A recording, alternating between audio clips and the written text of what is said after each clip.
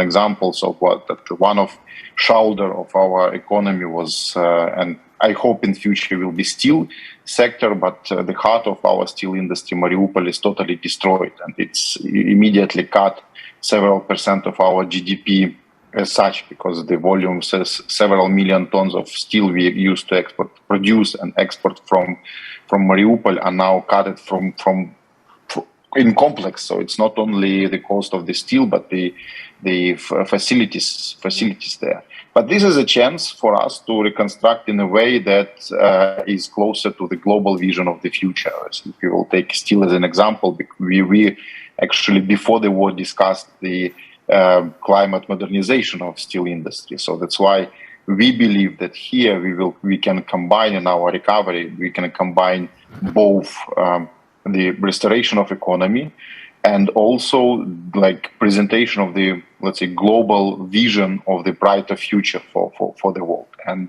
that's why I believe we deserve solidarity with our partners, with the world, that it's not only an appeal for helping to Ukraine that suffers from the aggression, but also help for the to help in actually showing and promoting a global vision of sustainable development, climate-friendly development, and development that will bring brighter future for us and next generations. So that's why our appeal here is not only about figures and scales, but also how we can combine all efforts that we explored before 24th of February, and now all these efforts are becoming even more important for all of us, because what we are looking for is not just simply reparation what was broken, but to actually create a plan, if we are talking about Marshall Plan, that will bring us to converge us more with our allies, with the European Union and the G7 states, economies, and also help us to jump and to leap into the future that we jointly promote in our efforts against Russia today. Absolutely. Well, thank you very much, Deputy Minister, for that scene setter. I just wanted to remind the audience, we do encourage audience participation, so please do submit your questions if you have any via the GlobSec app or the old-fashioned way, raise your hand. I'd like to talk a little bit more about this Marshall Plan concept, right? Because the original Marshall Plan funds were more than 90% grants and less than 10% loans. So what sort of shape should or can rebuilding assistance to Ukraine take? You know, there's been calls for Western powers to guarantee Ukrainian government bonds, for example, but that would leave Ukraine more heavily indebted. So, Arab, if I can come to you, what options are available and how can multilaterals, DFIs, governments, and the private sector work together? Thank you, and such a pleasure to be here with this panel. Look, I think, let me talk about two things. First, the Marshall Plan concept, right? You're exactly right that the Marshall Plan was mostly about grants and a little on loans, and that actually was tremendously important in the short years, the 4 years that the Marshall Plan was actually enacted, to bring forth some of the change for Western Europe at that time. But it's also important to remember, as people like Barry Eichengreen has reminded us, that the most important part of the Marshall Plan was actually the transfer of technology. What the Marshall Plan did was really form a strong partnership between the US at that time and Western Europe that brought technology, very much as Taras, you've talked about, right? Bring the technology, bring the ideas, bring the modern ways of doing business, bring the efficiency to Western Europe to enable it to grow on its own. So a huge part, and I'll talk a bit about the mix of foreign assistance, but a huge part of what I think the global community needs to help Ukraine with is the vision that Taras talked about, to help build Ukraine's own self-sufficiency, to help Ukraine have the resources, the revenues that can actually help it grow and restore itself to an economic powerhouse. Now, what about the loans versus grants storyline that you asked about? You're absolutely right that for Ukraine, especially given the devastation that it has gone through economically, not just in terms of infrastructure, repaying high-cost loans over the short term is going to be tremendously difficult. And it would be a crippling burden, because that would actually make the budget more use its scarce resources for repaying loans rather than for the services that it provides. So part of the solution is, and we have laid this out in some of our work, is to think through a gradation of resources. First and most importantly, grants.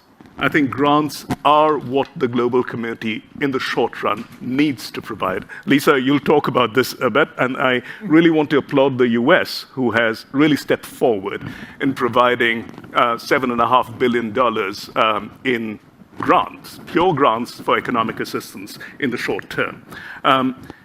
But grants are difficult for many countries right now, given the economic situation of the world today. So the next tier really has to be loans, but loans that are concessional, highly concessional to the market, right? And that's where organizations like ours and Marcus's comes in, because essentially these are not loans on market terms. Market terms for Ukraine right now are impossibly high, but they are concessional to the market, under 2% a year, and very importantly, with a substantial grace period before Ukraine will have to repay it again. And let me make my third and final point. To the extent that the global community has grants that are not large enough, like the US contribution, a huge value proposition for those grants would be to actually buy back the terms of even the concessional loans, especially by having a longer grace period, 10 years, say, before Ukraine has to restart it. And then, with the economic growth that we hope that Ukraine will see, Ukraine will be in a position to pay back by itself without putting a huge burden. Absolutely, absolutely. I'll let Marcus please add into that. Yeah, sorry, I very much agree to what Arup said. I think there's different tiers. I think one other aspect I would like to bring to this is that on top of grants and loans, I think of institutions like ours or the EBRD or others, I think there is also a crucial role to bring in the private sector investors in this. And that brings us then also to the accession process of Ukraine, or I don't know, the association of Ukraine to the European Union, because I think that is then related to what you said at the beginning, the technology transfer, but also the transfer of real financial resources of the private sector. And there's, I think, a role that we can also play as promotional banks to facilitate this, to structure this, to provide the confidence, and to catalyze these funds into Ukraine. Absolutely. Thank you. Marcus, I'd like to stay with you for a second, because the EIB has increased its investment in Ukraine following the Russian occupation of Crimea in 2014. And, it knows the country well. And speaking in April, the EIB president, Werner Hoyer, said that Ukraine hasn't always been an easy partner. And even prior to the war, governance considerations were material to Ukraine's credit profile. Effective bureaucracy was a key factor in the success of the original Marshall Plan. So to what extent does this issue remain a barrier, potentially, to international cooperation in the reconstruction? I think that's a very good question, because it's on everybody's mind. But I think there's two things, and of course, we, like with all partners, you always face some of the challenges that you work with, but we manage to work with many partners around the world. But I think there's two things that changed fundamentally going forward that make me very optimistic on this front. One is, I think the relationship of the Ukrainians with their government has changed dramatically in this war. I think it's sad, the occasion is very sad, but I think there is a different perception of the value of having these institutions, a different perception of being a country. It's not like I try to maximize my gains or I try to minimize the taxes I pay or other things. It's a clear understanding, and that I think has changed for very sad reasons, but it certainly has changed. And the other thing that is very important is this is trying to link the reconstruction that hopefully we start, to my mind, even earlier than as early as possible, if not now, to link this with the prospect of joining the European Union, which provides a very strong anchor institutionally, which is a kind of a tested model of combining country ownership at the same time as being embedded in an overall institutional framework that allows to address the challenges that every democracy faces in critical situations like this. And I think with these two, I think Ukraine will be an even better partner than it was before the recent aggressions of Russia. So I think that's what makes us optimistic. At the same time, we all know, and our Ukrainian partners are the first to acknowledge that this will be a massive challenge for all of us. This will be a lot of flows. It's going to be very hard to make sure that the plans are consistent. It's going to be very hard that the little bit that we can give it as international community, as much as it will always be too little, given the needs that we just heard about. So we have to be very, very careful to make sure that every euro, every dollar is spent in the most efficient way and is well coordinated. But I think with these two things, a different attitude towards the government and embedding this and having this as an element of the EU process towards joining the EU, I think we have a very good chance to make this a success. Excellent. I know there's a couple more comments from all the speakers here. I'll start with you, Wilhelm. Well, first of all, I find it a wonderful sign of hope that we discuss recovery in the midst of the war. Yeah. Because this gives the impression that we are trustful, that we believe in Ukraine, having Ukraine as an independent and free country and as part of the European family. And Taras, I can just make a big applause or compliment what you are doing in this country. It's so impressive. You are putting a mirror in front of us and showing also us what we have to do. I find this extremely important. Second, talking about Marshall Plan, I'm coming from Austria. Austria, after the Second World War, was the country that was the most endangered by suffering and hunger and starving population. Marshall Plan was the key for making this Austrian story of success. And you will be surprised, Marshall Plan is still in place. We do have in Austria this European Recovery Program, ERP, that's still working.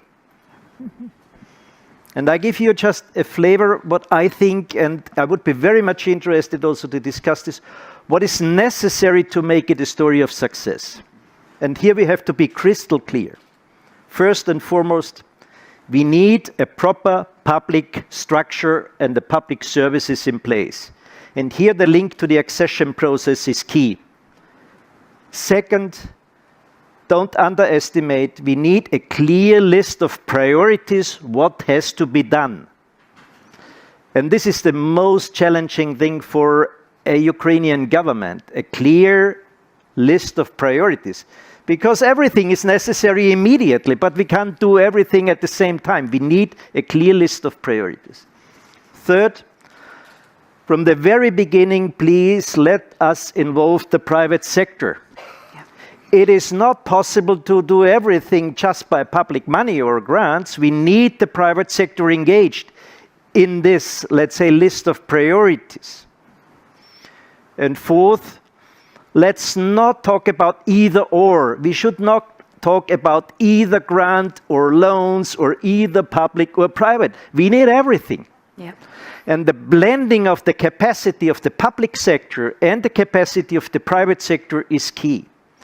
And for that, these promotional institutions play a critical role. And one of the ideas could be that the Ukrainians are also creating a promotional bank to have the proper partnership in that. And last but not least, I think we should listen carefully what Ukrainians need. You have mentioned Tara, steel sector. I think we should take into account agriculture. That's key for the country. We should take into account from the very beginning, not infrastructure just, but also SMEs, for instance, in Ukraine. And we should make also an approach that covers Ukraine as a country and not just, let's say, some areas, because the question of equal distribution of aid and help is key to have the proper support of the Ukrainian people. These are just a few things, and I can just tell you, let's do it. Yep. Full stop. Let's start it as soon as possible. And this is practically now. Thank you. Lisa, to you, and then Arup, and then we'll go back to Taras to hear from him. Yeah, thank you. So first of all, I mean, I'd like to, instead of maybe Marshall Plan for Ukraine, I feel more comfortable talking about it as the Ukraine plan, because as you know, the other panelists have noted, and as the Deputy Minister have noted, it has to be Ukraine-led. Yeah. The Ukraine people and the government of Ukraine need to identify the priorities among the priorities, because the challenges are huge, the needs are huge. For USAID, we are used to operating in multiple timelines. So on February 24, first day of the invasion, USAID immediately sent a disaster assistance response team on that very day. In the medium term, we're trying to assist small businesses, farmers, to be able to maintain and continue their livelihoods, trying to assist the millions of internally displaced people who need some economic assistance as well as cash assistance. But in the long term, which is probably the hardest of all, is we need to keep our focus on what is the big goal, which is to ensure that Ukraine in the long term, as the Deputy Minister mentioned, has sustainable development. And that means supporting democratic governance and a market economy in Ukraine. And that is where we have, even through the invasion, we've continued our programs in Ukraine. We have about 700 staff of our implementing partners and 40 programs ongoing, because the reforms have to continue. And I have to say, Ukraine has actually made a lot of progress. We talked about accountability and transparency. We supported the government in developing an e-procurement system, Prozoro, and we also supported Dozoro, which is a civil society watchdog. And I think whether it's loans, grants, I mean, as that assistance comes in, it's very critical for accountability to come through, and it gives confidence not just in the international community, but more importantly to the people of Ukraine, that the money coming in is spent in direct benefit to the people of Ukraine. And the last point I'll make is on the private sector, which Mark, Arup, and Ulem had said, you cannot attract private investment if rule of law, if the business policy environment are conducive to investment. So the long-term reforms are needed, and I know Ukraine is not waiting, and neither is USAID. Thank you. Arup. Let me be brief in the interest of conversation, but I really want to pull some of the points that were made together in terms of the private sector. And I think exactly as you said, that we need to quickly have private money flowing in. And a big part of that, therefore, going to the list of priorities, has to be the set of conditions that essentially de-risk the private sector. Some of that can be played by partners, right? The de-risking part, it can be insurance and others, but a big part of that is confidence in the rule of law, in corporate governance of the large state-owned enterprises that still dominate Ukraine, including in the financial sector. And I think that has to be a big part of the story of reconstruction that the Ukrainian government puts forward for the world. Because eventually, the longest term impact, as all the panelists have said, for Ukraine is a thriving private sector, Ukrainian private sector, but with foreign, European, American, global firms coming in and playing an important role in reviving the economy, providing jobs, alleviating poverty. Absolutely, thank you. Taras, over to you. Thank you. I just make a lot of remarks, but I think that we have a rather consolidated view and comprehensive view. So that first of all, I would like to highlight that actually the nature of our discussion about economic recovery is also a part of big solidarity. So it's not like our bill for please pay for the damages made by Russia. So for me, it's wrong, because this is a case for reparations. So that Russia should pay for the damages it is doing, and I hope that we will be at that moment when Russia will do reparations, because we all believe that Russia will lose this war. But this issue of recovery is a matter of solidarity, is a matter of, let's say, common vision of our goals, of sustainable development goals, whatever framework you will take. So Western values, market economy, or something more like more, let's say, bureaucratic UN sustainable development goals lists. So in all these areas, we actually together. So that's why this is a matter of economic and solidarity. So that's why this is the foundation of this pledge for recovery. So that's why it should be oriented on something more than just covering the damages caused by Russia. Second thing that I would like to highlight is that we already have a resilience of Ukrainian business that actually helps us a lot. So that banking system operates, communication operator, mobile operators works quite well. Ukrainian Railways is doing best in delivering goods into Ukraine, out of Ukraine, etc., etc. So that's why I think that this initial shock of war was actually we managed to go through it, and now these core elements of Ukrainian economy is operating, and this is a really good sign for everyone. So also for the early investments to come into Ukraine. So with your support, and as well, so that you know that Ukraine has really diversified economy with really strong connections to the private world. When we are talking about agriculture, for example, agriculture is actually a force.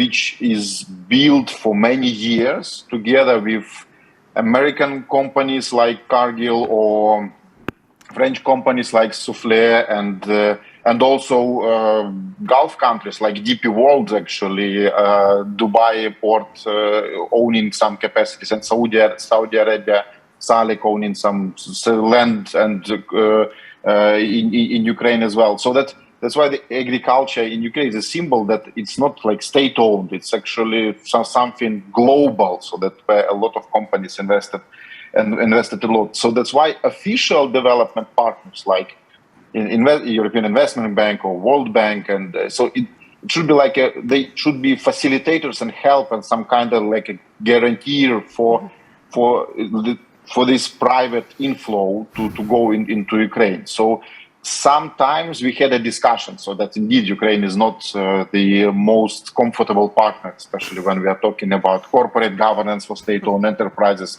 and our constant fights with what we are thinking like a sovereignty or a better solution for better understanding for global world. But in reality, I think that what we are looking for is your support is actually in presenting us for the private world as a really vibrant and diversified economy. And what is really surprising me is that you helped me to understand that actually our bid for EU accession is not like a ultimate goal, but a necessary axiom for the success of this recovery. Because I agree with you, so that Ukrainian institutions, of course, we can be really happy that pandemic experience and communicating in WhatsApp with all my colleagues and deputy minister helped us in these early days of war. But in reality, sustainable institutions is what we need in order also to attract and to actually manage this big idea of economic recovery. Yeah. And in reality, I think just to conclude from what I said at the beginning, the idea of recovery is not just another plan for like development or support. So something we used to develop together with World Bank and USAID and Investment Bank. This is something new. This is a real political pledge to the world that we need something more, and not only in terms of scale, so billions, not only in terms of the cost, because the question of grants and loans is just a mere question of cost of these finances, but something like big intellectual investment into making this, let's say, final step for converging Ukraine with Western world finally completely. Like this war actually detach us from Russia completely with no nuances or no discussions, because it's just simply they are enemies and we are fighting against them, but you are friends and you are our allies. And this economic pledge here is just like a final step for the economic convergence with our partners. Thank you. Thank you, Taras. I have one question that I'd like to bring up now, because if we were to do a word cloud of a lot of the conversations that we've heard over the past couple of days, it's things like solidarity, collaboration, partnership, which are all, great sounding words, but let's talk about what that means in practice, because, and this has been alluded to, with rising food and gas prices, the possibility of a recession, many Western states are, I assume, focused on combating issues at home than on help for Ukraine. So beyond promises and commitments from Western leaders, how much political will and support from the populations really exist for such an exercise? Wilhelm, I'll start with you. Well, first of all, we have to fight for that. That's by definition, because solidarity is not a given. By the way, nothing is a given currently. Fighting for solidarity means also fighting the war fatigue. This was a discussion about the last couple of days, and this is our obligation, full stop. I would make, Taras, two comments. The one is, I think we should really consider the strong link between the accession planning and stages and the recovery planning and stages. This is extremely important. And for that, I think a seconding is necessary. And this comes also to what Globsec is planning to do. We are talking about money, and that's obvious that this is necessary, and I think we don't understand in full what's the amount really needed. It's in any case huge. But what Taras said, and I think we should go a bit deeper, please give us also an indication where you need advice.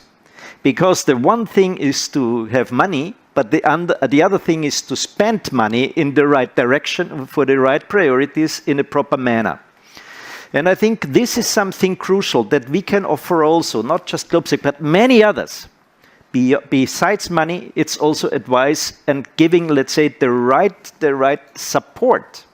And this is for me a key thing.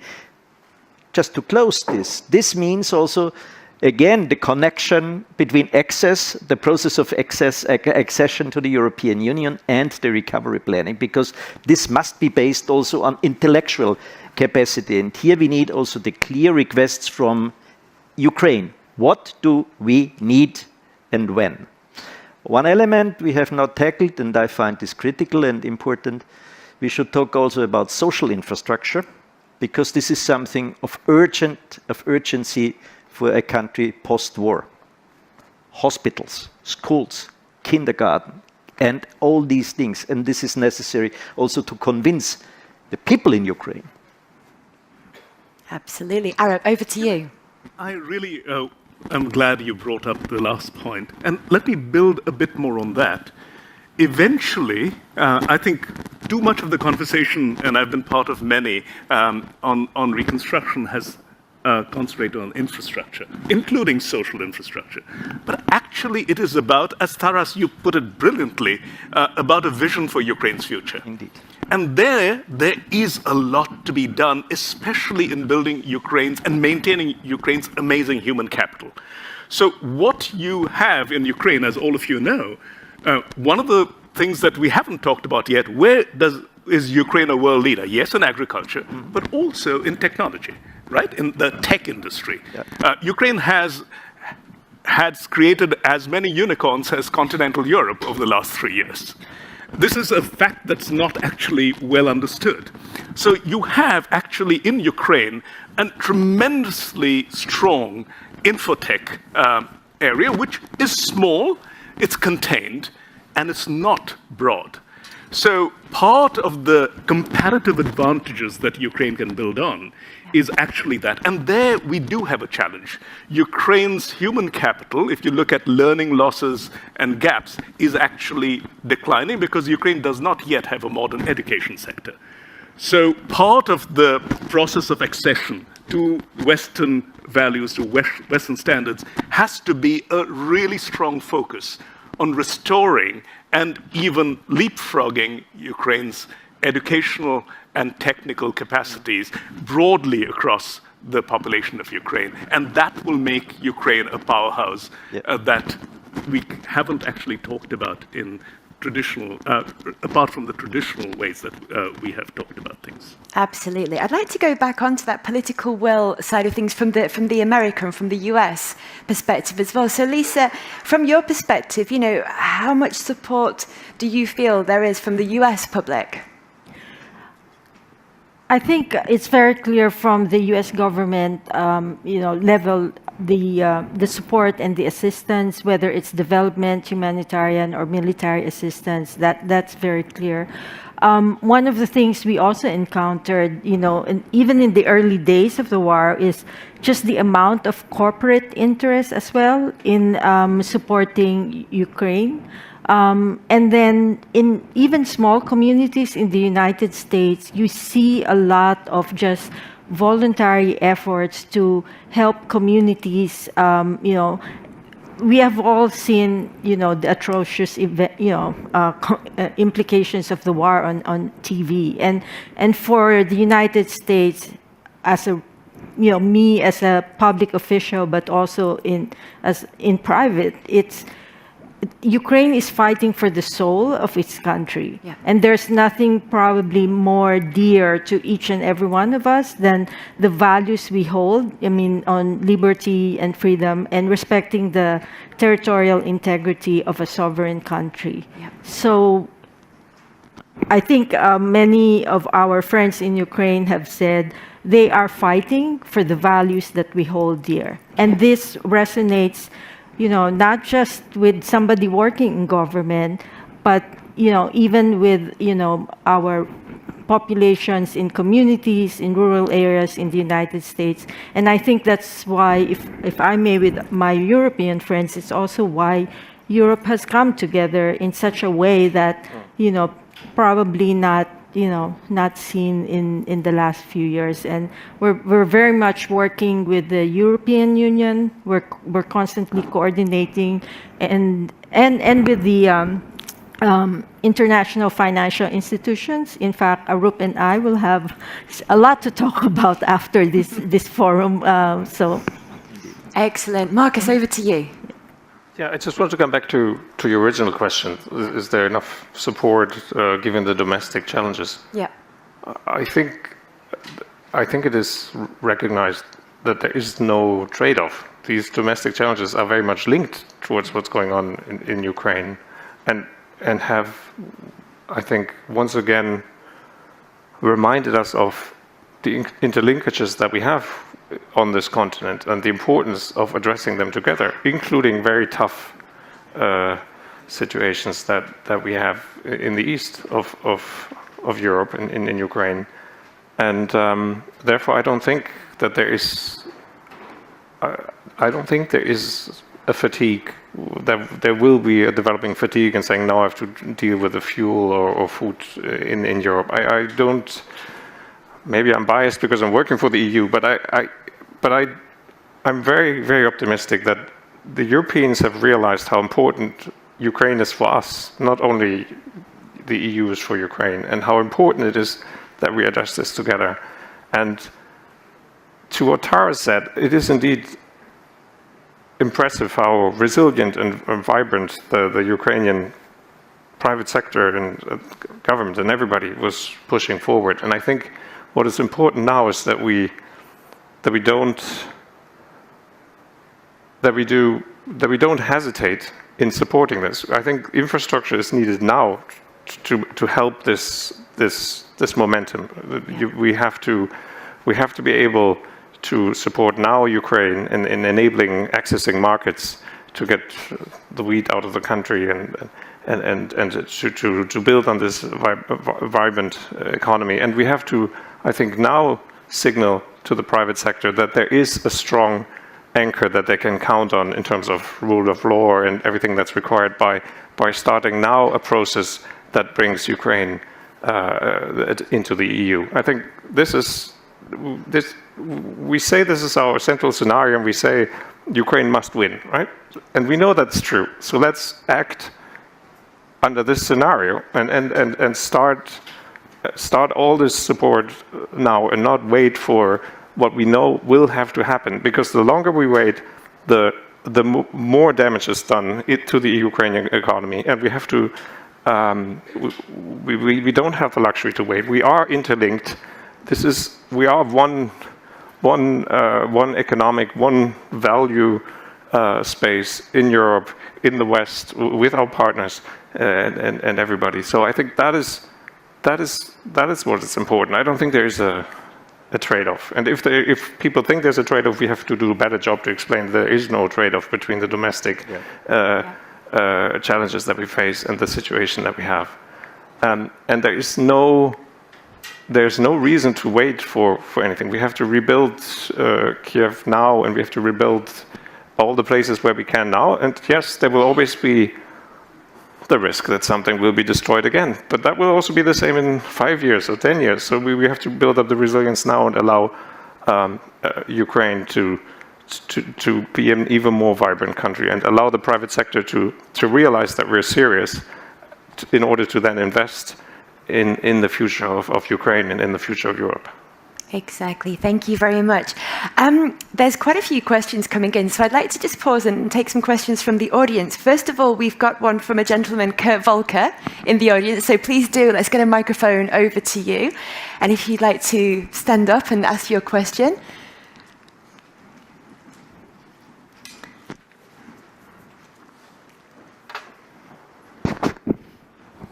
Well, thank you very much, and I'm delighted to hear all of the comments and all of the agreement here. I think you've brought out a lot of critical points, and if I could just join in saying, start now is absolutely right, that Ukraine needs economic growth in order to shorten the war and to successfully win the war. So we shouldn't be waiting for some mythical thing to happen that we have to do now. There are two military things that are important that relating to this. One of them is demining, where that needs to be part of our assistance for agriculture, for oil and gas exploration. Demining is critical. And second is opening the port of Odessa. And this is something that I don't think any of us, United States or NATO allies, are focused enough on. It is not just about the immediate grain crisis. This is about Ukraine's recovery. And it is, to me, incomprehensible that we are not standing up for freedom of navigation in international waters in the Black Sea. Third thing that was mentioned is restarting the economy. Growth is, to me, the critical thing. It's not about aid. It's about growth. And finally, despite all the agreement here that we've heard, which I think is tremendous, I do want to point out that there will be different expectations. I know already in Ukraine, people are saying, give us the money, we know what to do with it, we will deploy it. I know from the US and the European Union, people will say, no, we need transparency, we need accountability, we have our own processes. So my question and recommendation is, are we taking steps now, because we need to be acting now, to create a new mechanism for Ukraine and its priorities and needs to be expressed, for the US, the European Union, the international financial institutions to be listening to this, coordinating activity, and making decisions on programs and implementation. Because I think unlike the original Marshall Plan, this is not going to be one thing. Yeah. I think it's going to be a multitude of mechanisms and efforts executed severally by all of the different people doing it, but it does need to have this sense of Ukrainian priorities and coordinated implementation by an international community. So is this moving? Yeah, thank you very much, Kurt. Taras, I'd like to give you the opportunity to respond to that. Oh, yes, so I have a lot to respond. So first of all, I think that in terms of current needs, so that's all what we discuss here. So everything is connected, because after all the domestic concerns of every individual household. So of course, every private person wants cheap fuel, like it's like a core basic of politics in Hungary. So that's price of diesel is like a key for winning elections. But in reality, if we think about inflation, so inflation in Western world is caused by Russia. So first of all, the blackmail by gas, now this food crisis. If half of the percentage points of inflation is a food inflation, this is food inflation caused by food crisis and by blockage of seaports. And by the way, it's actually, I agree with Kurt that we need to unblock Odessa port, but we please be aware that there are 3 ports nearby Odessa, so Chernomorsk, Pivden, and Odessa, and Mykolaiv as well. And only all 4 of these ports can actually satisfy the demand for our wheat. So in any case, even partial unblockage of seaports will require further investments into logistics on western border, land border to the EU, and export of grain to the EU. But so, and if I cannot even want to imagine, but if Ukraine and Western world will fall in this war, it will bring to investments in Western world very gloomy moods, and it will bring more economic problems to the Western world, because of this global geoeconomic competition, etc. So that's why this solidarity in economy and in combining with military solidarity is important for resolving domestic problems. And it's going from the very high strategic request for this Marshall Plan into something which is even more important, like unblocking seaports and resolving food crisis. It is important for Egypt and for Germany in equal terms, but for Egypt it is a matter of hunger. For Germany it's a matter of inflation, which worries all people in Germany. But the problem is there in Black Sea, and now how Russia present this is that they will give us a grace of freedom of passage in our waters. So just it's not normal. So it should be otherwise. So we need to highlight that it's actually their guilt that there is a food crisis. But you know that this 1 hour session is not enough for even to list this set of problems, because it's really too comprehensive. So that's why we need to think and to complete this list, and how different instruments coexist and cooperate with each other now, because the initial shock of aggression actually passed. Our economy showed some resilience, but it will not survive without your help, your immediate help, in terms of public finance support, in terms of encouragement for investments, because the next 3-6 months will be decisive, just not to go into, let's say, long-term collapse of Ukrainian economy. But we need to be aware that when we are talking about Marshall Plan, usually we are talking about a very big set of different instruments. So like EU accession is also part of these instruments, because it's about institutions. So of course, when we are talking about unblocking seaports, is just that this is also part of this Marshall Plan, just to give our agriculture possibility to operate and feed the world. But this is more market driven. So we need to unblock problems for private market to continue to operate. And then if we will structure all these demands, what we are generally called by umbrella of Marshall Plan, we will go closer to the projects of recovery of social infrastructure. So infrastructure and social infrastructure, something closer to the mandate of your institutions. So that's why what is needed from Ukrainian government is just this clear vision, how we actually make all these elements of puzzle into one picture. That our pledge for EU accession is actually our offer and promise that we are going to complete construction of proper institutions and proper governance to attract investments. Our pledge to unblock seaports is actually a pledge for to give an opportunity for market forces to feed the world, because we have resilient business that actually can feed the world and resolve these problems. And our appeal to the institutions with finances for recovery is just to complement all these all other pledges and all other requests. So this is something what is needed from Ukrainian government. I hope that the next big event in Lugano will help to do this. We will have an opportunity to spend several sessions and more people than just 5 of us to talk about it.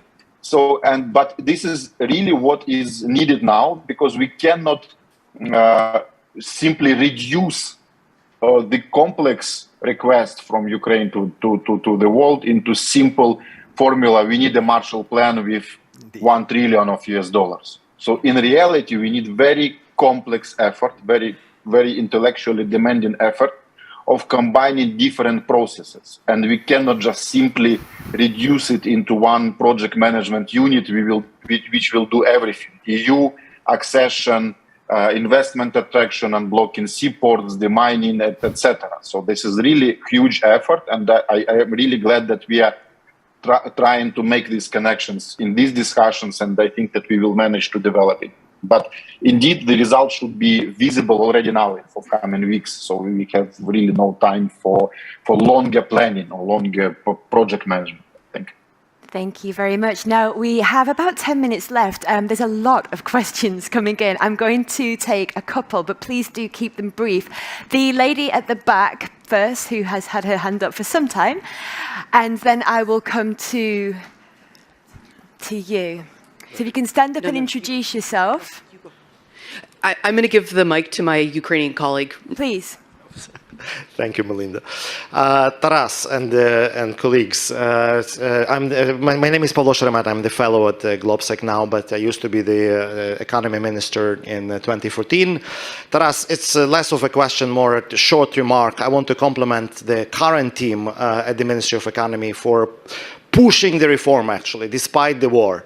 And what you're doing in trade and what your colleague Ihor Dedura is doing, pushing the new labor code, what the minister is doing, correcting the mistake with now basically deregulating the gas market, I mean the gasoline market, exactly, and many other things that you're doing. That's what's needed, and this is a precondition to facilitate innovation and entrepreneurship and small business and competition in Ukraine, and all of these things are needed. So please keep going, and thank you very much, and back to you, Melinda. Thank you. Question from this lady here, please. Thank you very much. Evelina Chakarova, Director of the Austrian Institute for European and Security Policy based in Vienna. I would like to start also with a very short comment to bring in some optimism amid this precarious situation.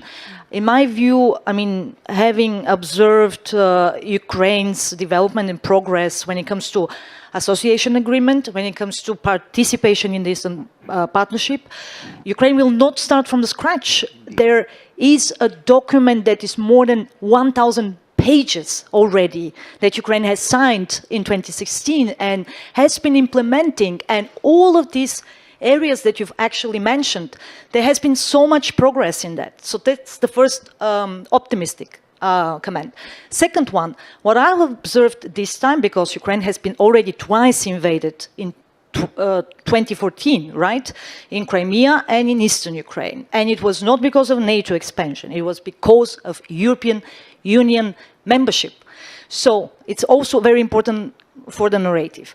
The second optimistic note I have is that what I've observed is crowdsourcing, crowdfunding. A lot of successful stories coming out from Ukraine where people were reaching out to the international community in a private manner. And they were successful in gathering means, but also in the European member states, where people collected money for military assistance. So we should also not ignore this. My question, very short one, regarding reparations from Russia. We had this really new moment in the Western sanctions that is freezing reserve assets by Russia. Do you think that this kind of, I think, 250 billion that are now frozen can be considered for the reconstruction, even now amid the war? Thank you. Thank you. Good question. I'm going to give our panelists 2 minutes to answer that. I think, Marcus, perhaps from you. Well, I think, well, first of all, it's beyond my, I'm not working for the Commission. I think we have to be, indeed, maybe the answer is, first of all, I think Russia has to be held accountable. And there have, as was said, there have to be reparations being paid. And second, we have to be creative in finding the resources to stem the paramount task ahead of us. Yeah.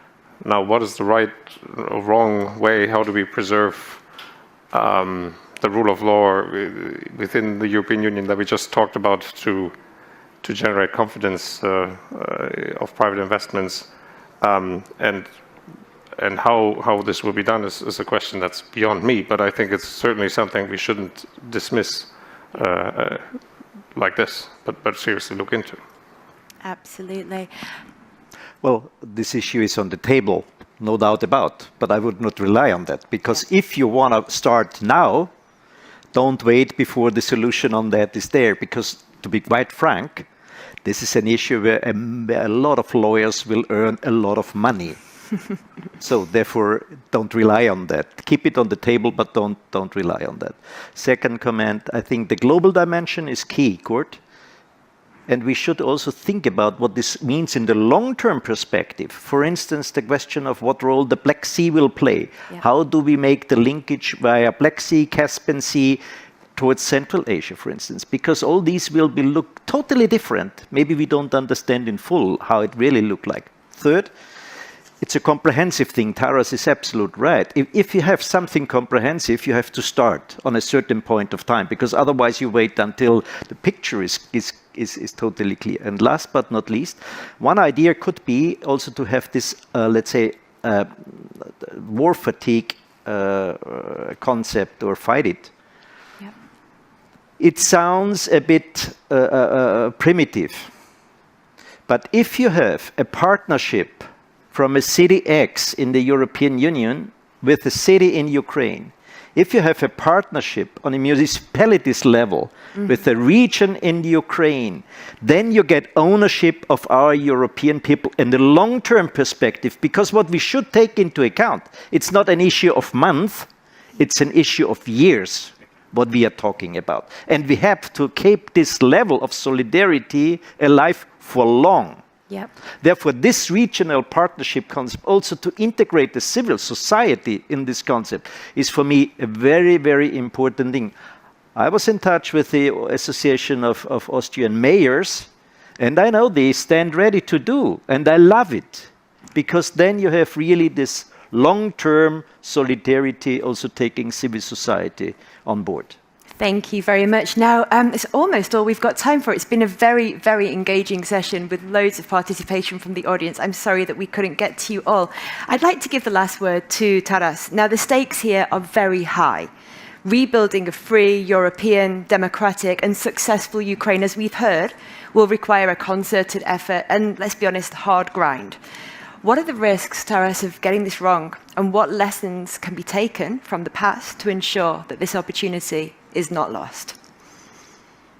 I think that first of all, so that we had a set of questions here and remarks about the experience and fatigue, and I think that in reality, this our experience after 2014, after the initial invasion of Russian Federation, our experience with our EU accession dreams and implementation of association agreement, and our experience in cooperation with all international institutions. So the word fatigue is used quite commonly, but in reality, this is an experience on which we can base trust. So like here today with the European Union, so that suddenly we discovered that we can easily resolve our issues on the border by recognizing that our rules actually based on EU rules in different areas, in phytosanitary, veterinary, customs, etc., etc., and it can be done easily. So in these fatigues, we have a lot of experience that can be used for the future.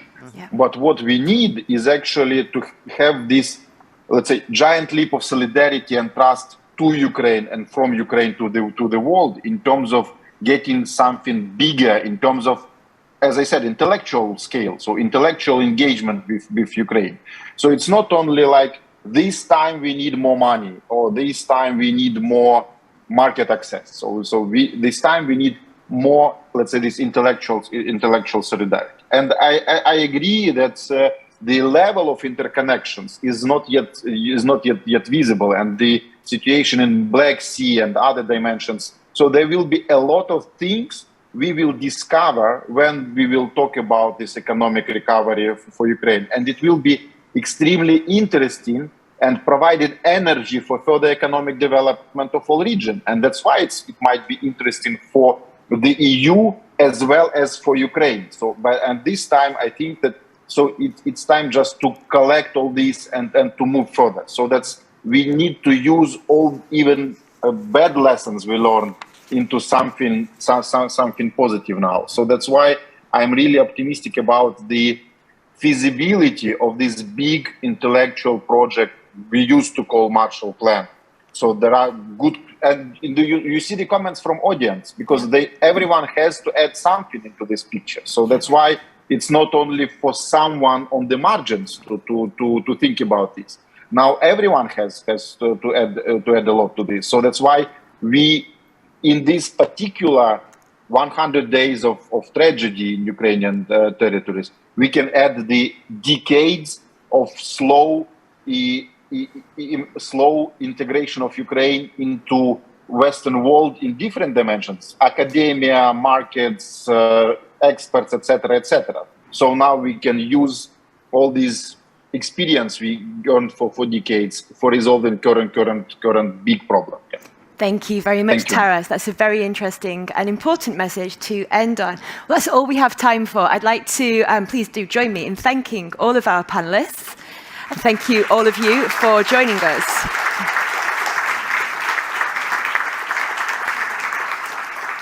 Now, there'll now be a coffee break. Please do come back here at 12:10 for the next session. Thank you.